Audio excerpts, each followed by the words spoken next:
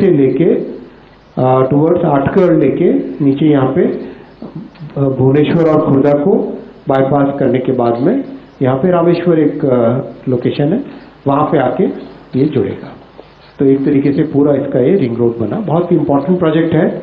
और प्रधानमंत्री जी का जो पूर्वोदय का विजन है कि पूर्वी भारत में अवस्थित हमारे जितने राज्य हैं उन सबके डेवलपमेंट के, उनके विकास के लिए लगातार जो प्रयासरत हमारे प्रधानमंत्री जी रहते हैं, उसी विजन का ये प्रोजेक्ट भी एक हिस्सा है।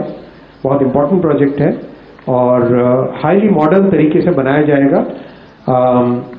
6 लेन एक्सेस कंट्रोल्ड, कंप्लीट जहाँ जहाँ जरूरत है वहाँ पे सर्विस लेन, प्रॉपर एक आधुनिक तरीके से इस प्रोजेक्ट को बनाया जाएगा। ये इसका दूसरा नक्शा है।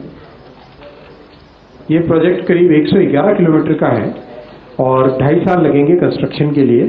इस प्रोजेक्ट कॉस्ट में इसकी ऑपरेशन एंड मेंटेनेंस कॉस्ट भी ली गई है।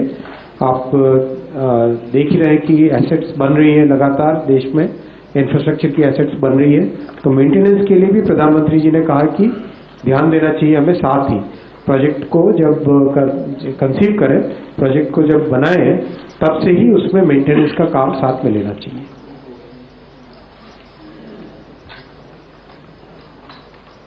ओवरऑल साथियों, हमारे देश की नींव को मजबूत बनने के लिए, विकसित भारत की नींव रखने के लिए और हमारे मिडिल क्लासेस और युवाओं के लिए नई अपॉर्चुनिटीज क्रिएट करने के लिए आपने देखा इस ऐतिहासिक तीसरी टर्म में प्रधानमंत्री जी ने करीब 10,74,000 करोड़ रुपए के इंफ्रास्ट्रक्चर प्रोजेक्ट्स अप्रूव करवाए हैं।